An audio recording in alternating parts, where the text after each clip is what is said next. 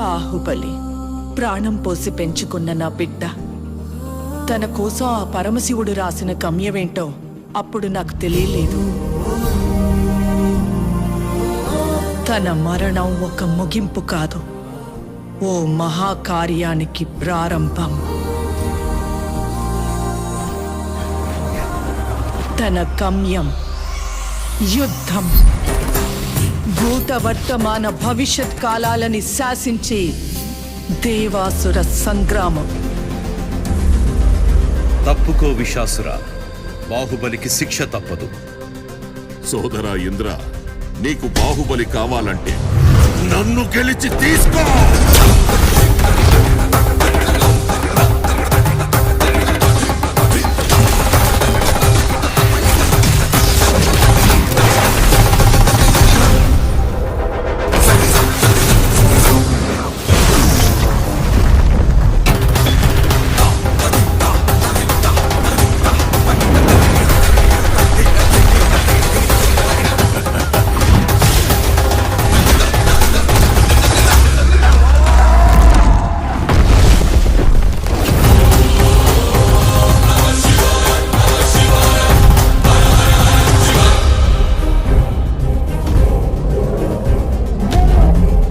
బాహుబలిని ఎవరు కాపాడతారు ఇప్పుడు?